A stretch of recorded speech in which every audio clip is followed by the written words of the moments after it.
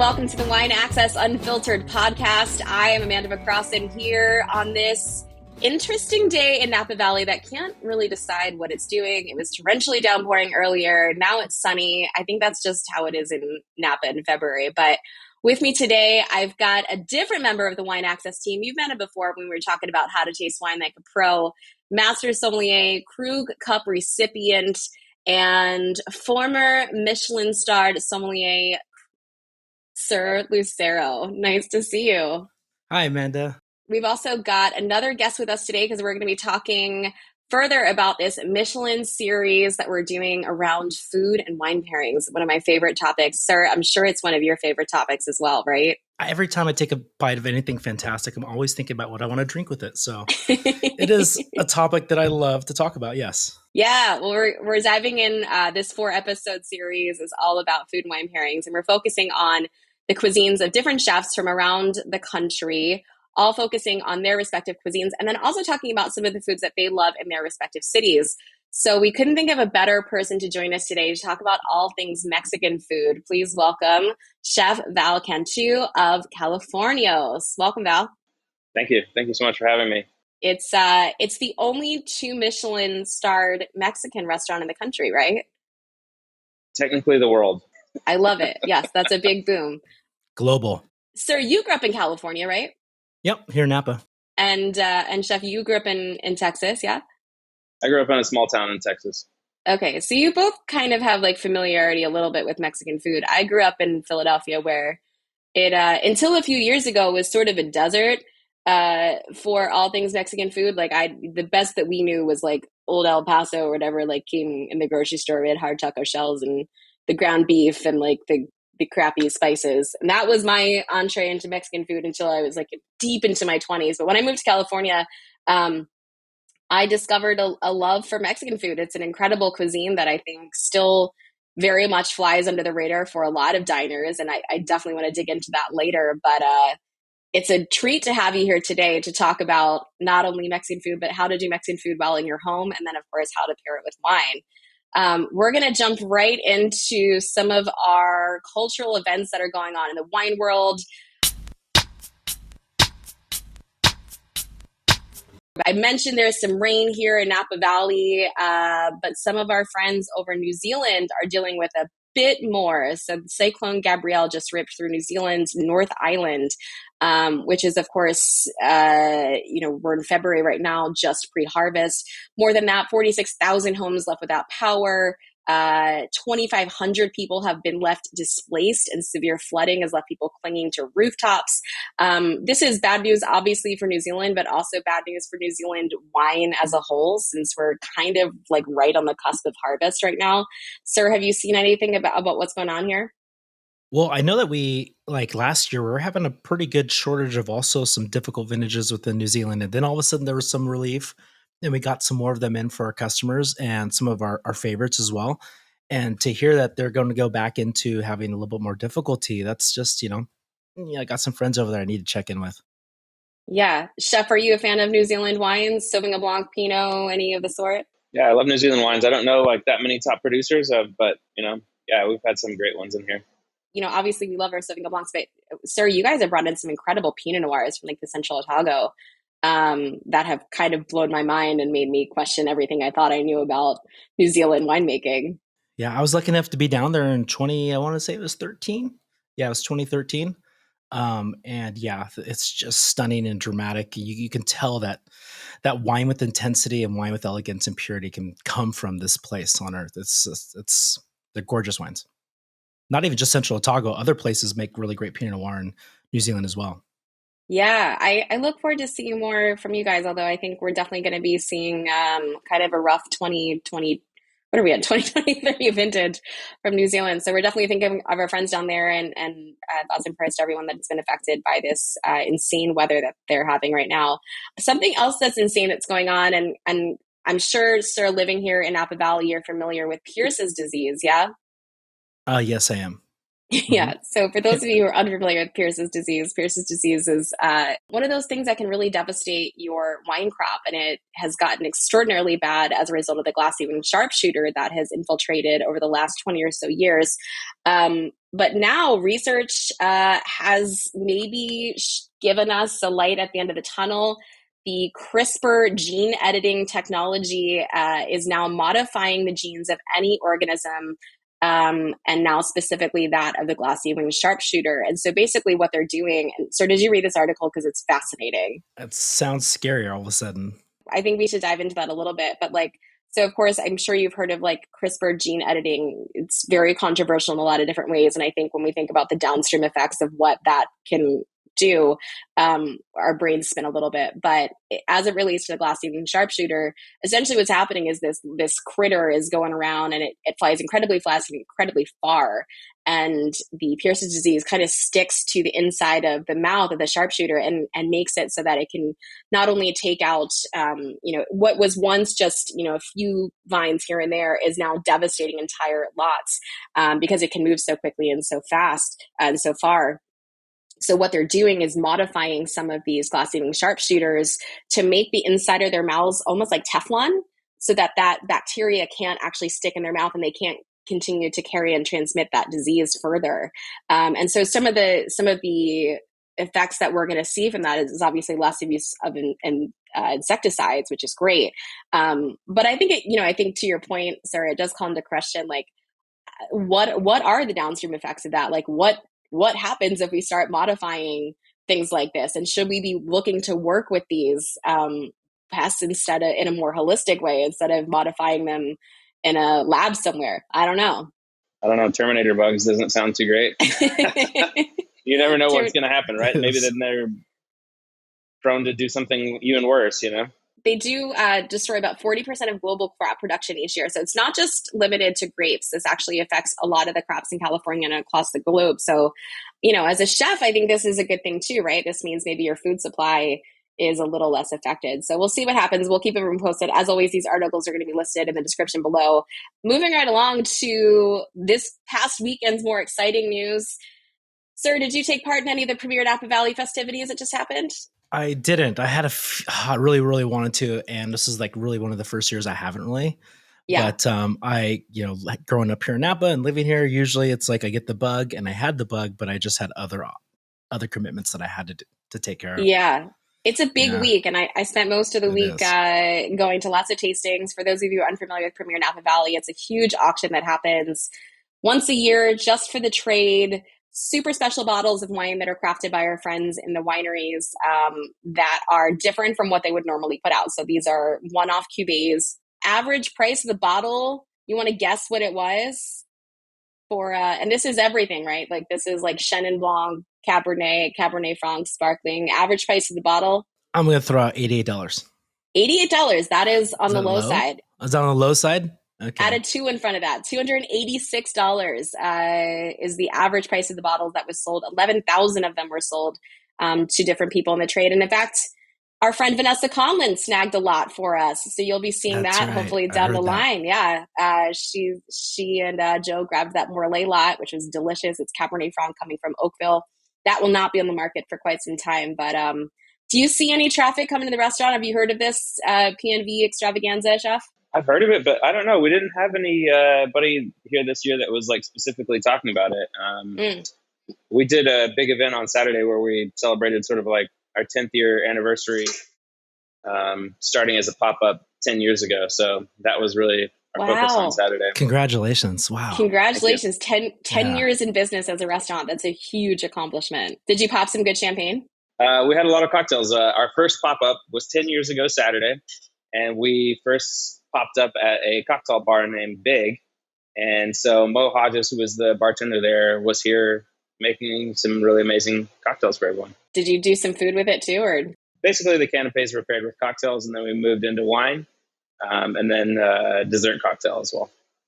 Delicious. I'm very jealous. I had my fair share of cocktails after the PNV was all finished, because after you drink like hundreds of wine during the week, you're kind of ready for something that's not wine. But next time I'll scoot down to Californios if the timing works out. This is the point in the show where we ask you to set down your glasses and we ask you to like give us a little review if you're loving this show. We're going to jump into the meat of it, but before we get there, go ahead, hit that thumbs up button if you're watching on YouTube. Go ahead and leave us a review. Reviews are super, super helpful, both on YouTube and on the actual podcast. So if you haven't done that already, we'd really appreciate it. The other thing that we're going to do is pop our wines in just a second. So if you're not a member of the Wine Access Unfiltered podcast wine club, it's always a mouthful for me.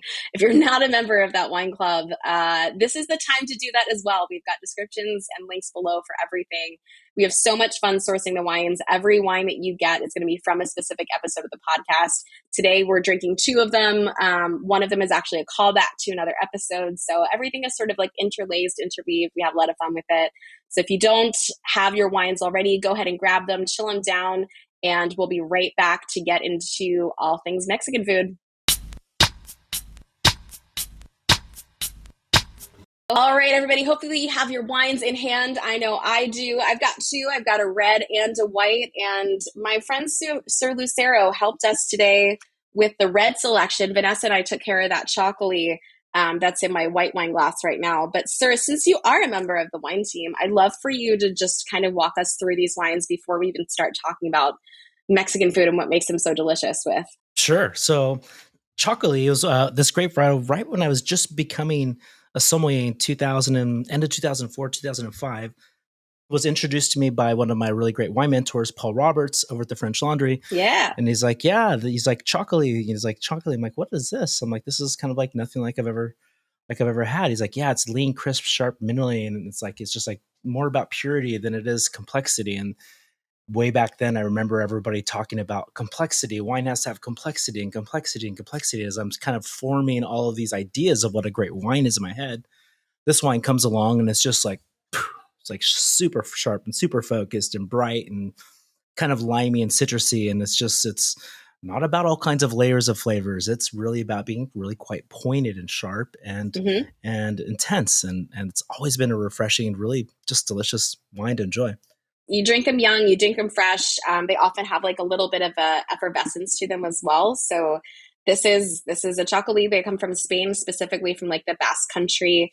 The producer, I'm going to butcher the name, but I'm going to try it anyway. Inazio, Urruzola, Blanco. I'm going to stop there. We'll link it below so you can see it, but it's delicious. And we actually talked about Txakoli on another episode with Gabrielle DeBello, who's the sommelier at 11 Madison Park, who used this as a wine pairing there. And I think as Soms, we love this style of wine because they are so lean and fresh and bright and refreshing. And we're talking about great foods. A lot of great foods have incredible acidity. So you need that acid to kind of like match that. And especially when we're talking about Mexican food that has so much complexity already, a lot of times you don't want a wine that has additional complexity to kind of ride over top of that. You want something that's kind of like lean and pure that, just kind of like fills in the gaps. And kind of feels like a river kind of running through it. So we've got that wine for you, and that's going to be from the wine club. And hopefully you'll fall in love with it the way that we all have in the industry if you haven't already. The second wine, that was a Sir special. I asked Sir what he thought red-wise we should be doing for this episode, and you went Rioja. What I really, really like about Rioja with a lot of like the richer styles of Mexican food is just that there's this really rich supporting layer of savory, sappy herbs, and there's depth, and there's all kinds of different just layers of those flavor profiles. And the fruit really generally tends to be rich, but it also usually finishes just a kiss sour, which I think a lot of the richness in Mexican food really kind of nicely kind of counteracts and counterbalances. In this particular club, we get to do a Gran Reserva Rioja, which is the highest pinnacle of any particular producer's profile, and not just any particular producer. This is Cune, Compañía Vinicola Norte de España, but really kind of just shortened down to Cune for this particular wine, and it is just drinking well. These are both great. Like Txakoli was something that we've had on our pairing many times, and it's just like such a beautiful, fun, enjoyable wine. And then Rioja is like absolutely one of my favorites. So these are both like hitting it out of the park. Nice. Home run. Good job. Yeah, exactly. Chef approved. Yeah. Awesome. So I kind of want to kick it off to you, Chef, about what some of the most common misconceptions are about Mexican food in the United States. People think of Mexican cuisine as sort of like existing as like a static cuisine that exists like, they went to their Mexican restaurant growing up and it's enchiladas or tamales, or, if you grew up in San Francisco, super burritos or whatever, and sort of like I always think cuisine, American cuisine, French cuisine, Mexican cuisine, Japanese cuisine, they're living, changing things, Yeah. I think the other big misconception is, really that like corn is a sort of like bad ingredient. I think, what we do is process corn in the traditional method of niche mal, and corn is a really healthy ingredient. And if it's treated correctly, it's really good for you and has lots of B vitamins. But the key is to finding good corn and using good corn versus, just cheap processed corn. So you grew up in Texas. I'm sure you're familiar with Tex-Mex, having lived there, but you also worked at some of the best other Mexican restaurants in the world, Pujol, notably with Enrico Ver, which I had the pleasure of going to years ago. What was the birth of your love of Mexican food? When we were 4, we moved to this small town in central Texas called Brownwood. It's basically like the geographic center of Texas, very close to the geographic center. And we opened a Mexican restaurant. My dad and my uncle and my grandma and my aunts and uncles and cousins opened a Mexican restaurant and tortilla factory. In Texas, however, like flour tortillas are generally king. Flour is like the generally accepted tortilla, at least table tortilla. And my dad was always like, we were always driving around delivering tortillas and going to different Mexican restaurants and eating at all of them. And he would tell me this one is good because of this, and this one uses good cheese. And, to me as a kid, I was like, no idea what he's talking about, but that's where it started. Yeah. So it took me until I moved to, work on this concept and obviously go into stage at Pujol and sort of like discovering corn myself as well, discovering really heirloom varietals of corn, how to process it, how to source it. When I had such a great, memorable, beautiful meal at Californios 2021, I remember thinking about not just how elevated all the dishes were, but also that your food doesn't have this satiating, extracted, kind of heavy, dense feeling. I might have we might have had 12, 13 courses, and I didn't want the experience to end. And then we added on 2 more courses at the end that we had previously because they were so great. Wow. Well, thank you for saying that. It's very kind of you. Absolutely. I mean, I think that's, what we try to do is make it delicate, make it enjoyable. And, just like you said, you never want it to end. That's one of our goals. It's so interesting to hear you talk about the light, the brightness of it, and just the fact that all of these misconceptions are sort of completely washed away when people go to a restaurant like Californios. And I think the first time I went to Mexico City, it was so silly, but I think as an American, especially growing up in Philly, I just assumed that when I went to Mexico City, all I would be eating was tacos. That's what I knew. And so I got down there and I was like, oh no, tacos, obviously a very big part of the culture, but most of the food that we had was it was inspired by other places, whether that was regionally from state to state or other places of the world. And I wonder how many people come to Californios and have a similar revelation where a lot of people expect that it's going to be like the Mexican restaurants that they are used to going to in their local towns, or do they not have that expectation when they walk through the door? If you ever visit our website, it's very, very minimal. There's no pictures, there's no information, and our Instagram is very similar. And I set that up that way just because I don't want people to, expect something or see a dish and think I'm going to have that dish or I'm going to have this. We're constantly changing, constantly evolving. And, so I think part of our, marketing strategy is under promise, over deliver, so, because the website shows nothing, they don't know what to expect. But yeah, I would say in the beginning, we got that a lot. Whenever we were talking about fine dining or a tasting menu of Mexican cuisine, a lot of people were sort of expecting dishes closer to what they grew up with, or, sort of what they expected it to be. But, you can never reach someone's expectations of what they think something to be. We do, harken back to a lot of really traditional sauces, traditional flavors, traditional preparations. But, we're using ingredients here from the Bay Area, and we want it to feel like the Bay Area. That squab pastor taco with pineapple. Is that a dish? It's just what I want right now. Yeah, we had a squab pastor, al pastor taco with that kind of smoky grilled pineapple or something like that. And, oh my God. Exactly. So what do you drink with that? That's what I'm thinking about. That's what I'm thinking about right now. That's what I'm thinking about right now. Come on. Yeah. You guys are killing me at like 1 in the afternoon. I'm about to like head to San Francisco right now. The restaurant is obviously multi-course and many courses, as you've just alluded to, and a lot of different pairings. Is it just wine that you guys pair with the food, or do you sort of venture outside? Because I think I found for me, like wine can be a complicated pairing to do with some styles of Mexican dishes. Do you ever venture outside the box with that? We do a little bit, yeah. We tend not to do cocktails, although we did on Saturday. Because I don't know, cocktail and wine pairing just seem very separate in my opinion. mm, And, I don't know, maybe we could explore it a little bit more, but we do, we'll often do a beer in the middle, especially with the tacos, something to mm, lighten it up and just like kind of like make the experience more fun. Like people don't expect a beer, they expect another wine. And it's like, a nice refreshing beer is like perfect with tacos. We've also done sakes. We've done mm. several different sakes, which can pair with, lighter courses, delicate courses, ceviches, and sometimes with tacos as well. It's interesting because I see dishes like banana and caviar, and like as a I'm like, what the hell do you like? How do you even approach that?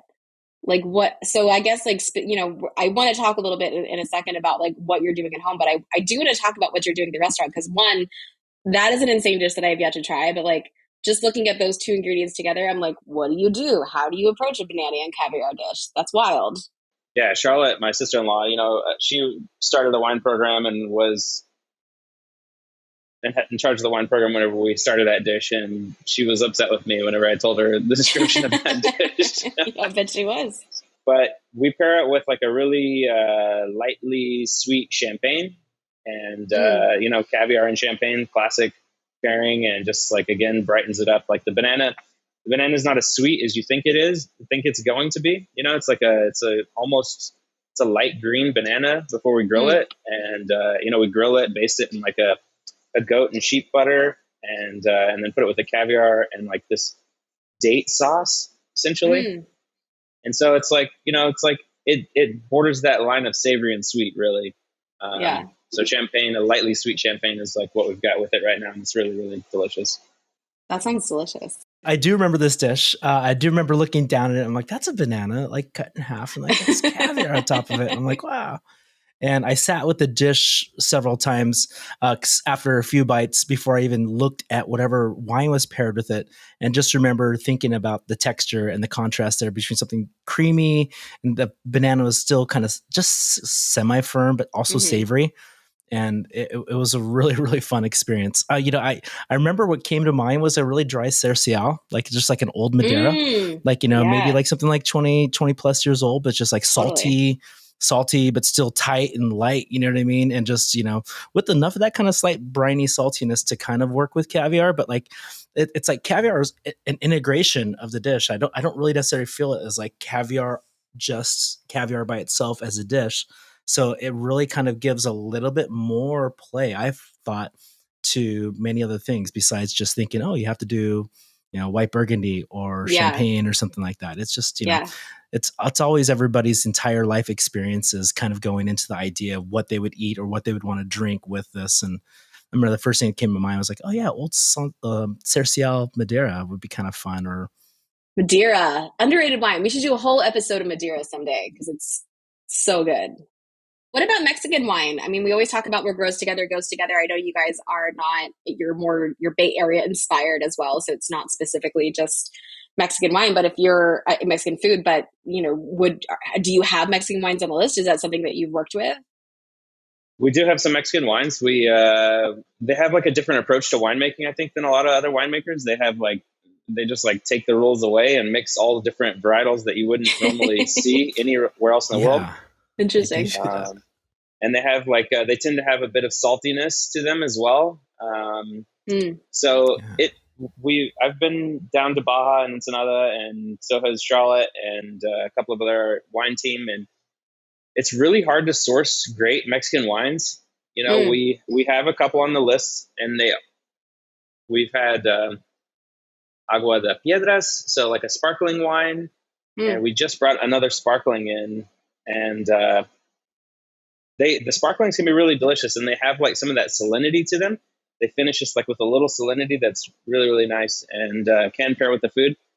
You find some that are like beachy, make some really fun like natural style wines that Oh yeah, I've had beachy. Those are good. yeah, they're Yeah. really delicious, really fun, and those can be those are like a classic great. But it has been harder to find Mexican wines that are like A, imported, and B, great.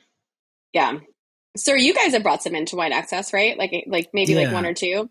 Yeah, Eduardo, who I Yeah. absolutely love, has a little bit better grasp on those wines and even that region better than I do. I'll give him full credit for that. Um, I have a hard time sometimes putting my finger on where the identity of the entire region's going because that Mm, producer you guys just spoke about, I remember having a few of those, and it's like this feels like really warm, ripe wine, but then it's also kind of slightly carbonic, made in a mm. very kind of how you say a reductive way where there's not a whole lot of oxygen, so the fruit's super bright but also super ripe at the same time, and you're like, wow, there's a little dichotomy of a lot of different wines. So there is, I guess, a little bit of an identity there within those because I've tasted a lot of wines in that kind of style. Do you think it's a function of time for Mexican wines? Like, do they just need to, is it, California 60, 70 years ago, or, just kind of throwing everything out there, planning everything, trying to figure it out, bringing in the right people, and like just waiting for that like magic to sort of happen? Or, is that just the way that it is there? I would say that there's a lot more experimentation than that going on down Mm, there. I think that they're still trying to find their own identity. So some really fun, like exciting things kind of come out that really are nothing like anything else. There's a lot of, I would say, European technique that I've seen implemented into very warm climate wines. And, sometimes, something like a Nebbiolo or Tempranillo doesn't really act anything like the motherland that mm. grape would, come from, and you're just like, okay, this is their version of Nebbiolo, this is their version of Tempranillo. But then you come across one that's made where it's picked early, and then it's the winemaking techniques are completely different, and so you're trying to find how you can put a grasp on anything. So a lot of delicious wines are coming out, but can you say that there's a movement in one direction? I'm not sure I'm qualified enough to say so, and I'll go ahead and admit it. And That's good.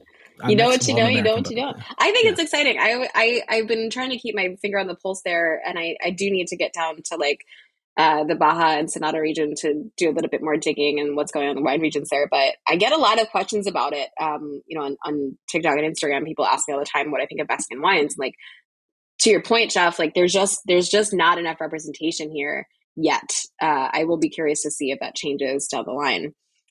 I think one of the things that we want people to do is to obviously experience some of these wines at home with great Mexican cooking. So, do you have any like dishes that you love, tips that you can give for people that are at home? Noting that this is a podcast that everyone listens to across the country, so many different states, not just California, where we can go to like an El Molino Central and get great tortillas. Do you have any recommendations for at home Mexican cooking? Definitely. I mean, even whenever you're buying like chips in the store, like, look at the ingredients. They should say corn, salt, and often it'll say lime, which Mm, is the calcium hydroxide, cal, or slaked lime. And you want to see that on your ingredient list, and you want to see that it's processed in like a natural way. If you just see corn and salt, often those chips are just like, I don't know, a GMO corn or a non mm. nixtamalized corn that I would avoid, just because it's like, you can process corn and make chips out of it without going through that traditional method, but the flavor is not going to be the same. The health benefits are not going to be the same. The B vitamins are not going to be there. And so that's like, step one for sure, and then just start with like seasonal ingredients like avocados. Obviously, they can be in season all year round. And, picking some nice organic avocados.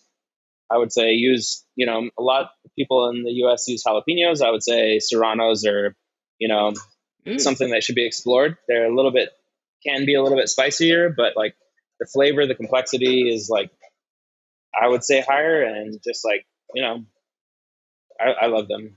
And then when you're looking for avocados, what, like you're at the grocery store, do you want to buy them a little unripe? Do you do like an avocado? I mean, obviously you're getting them delivered to the restaurant, but if you are out of the grocery store, like what are you looking for in your avocado?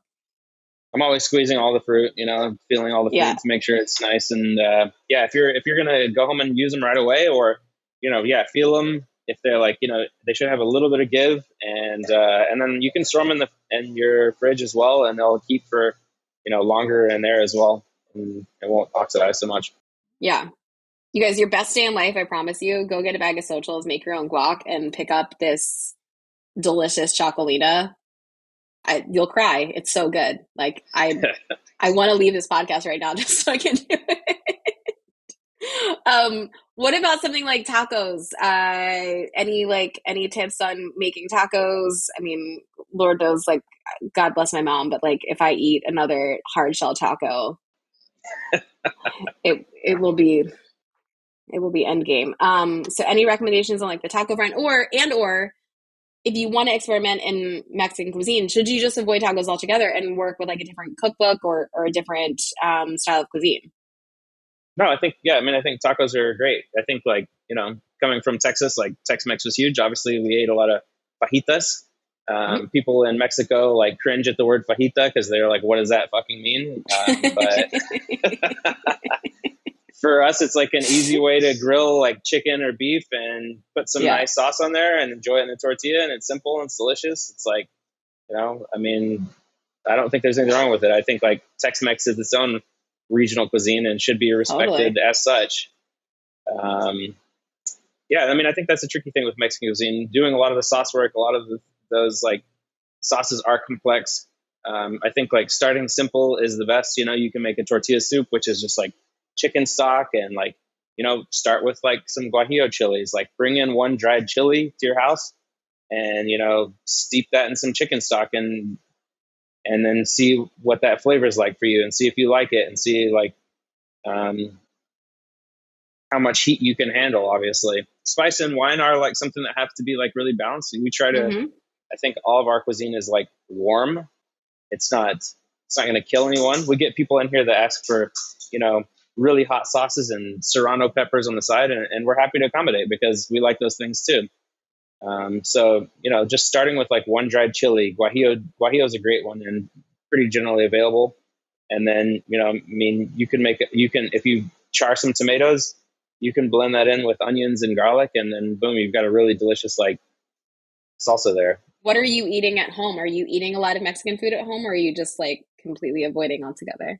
We don't eat a lot of Mexican food at home. We do eat a lot of avocado and a lot of serrano and lime. That's like a great snack. My kids love it. Mexican cuisine is one of those things that does take a little bit more planning. And so like if you are cooking something at home, like, plan ahead. Like if you're going to make a mole, you're going to make a complex sauce, make that the day before and then execute the rest of the dish the next day. And then you'll save yourself like all the headache and like stumbling through it. And, it's just a lot of sauce work is complicated in Mexican cuisine and it takes a lot of time. I have to ask what your favorite San Francisco restaurants are, because we're asking all of our chefs that. You live in one of the world's greatest food cities. So where do you like to eat? We're so fortunate to be here in San Francisco. There's so many great restaurants. You almost can't go wrong. Zuni Cafe, Flower and Water, Liho Liho. Benu is a fine dining favorite of mine. Sons and Daughters. I worked there a long time ago, and it's a great restaurant. Chef, have you been to San Juan Ho yet? I want to. Oh yeah, San Juan. Yeah. San Juan. Corey Lee's Korean spot is really, really, really good. I'm waiting to go check it out. Corey Lee is Benu, right? He's a chef of Benu. Yeah. We walked in like late night. Like I think they're open till 10. We walked in at 9:30. There's a two-top and said, "Do you have a table for us?" And they said yes. And then they continued to seat after us, so we didn't feel bad. Like there was seatings all the way until 10. And it was awesome. Sir, since you're up here in Napa, and a lot of people, Napa Valley is the second most visited place after Disneyland in California. Wow. Where do you like to go for Mexican food in Napa? Taco trucks, restaurants, anything that you like? I go actually to El Molino Central when I'm really, really like looking for over in Sonoma, Aguas Caliente. Actually, I make the drive. It's 25 minutes. It's fantastic. I do like La Calenda. I think it's fantastic over in Yountville. I think they do some really highly excellent elevated dishes. Just in terms of taco trucks, Tacos Don Carlos has the best carne asada.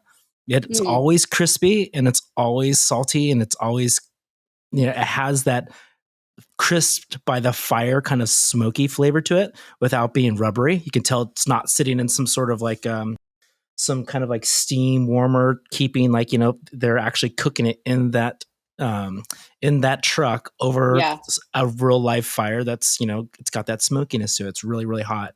And so they make their own tortillas too. So like, they make this what they call vampiro, pretty much carne asada with like a handmade tortilla. They throw in the Mexican mozzarella over the top of it. They put this like really kind of loose, kind of creamy avocado sauce with cilantro, onions.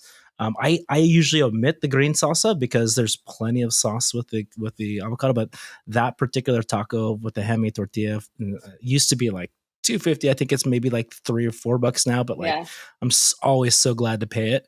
And where do you find it? Where is the taco truck usually parked? It's actually right across from the Wine Access offices, right there on Sauce School. Yeah. Oh, it's by the I know what that is. It's right by the where you get the fish taco, the Bahasa fish taco truck.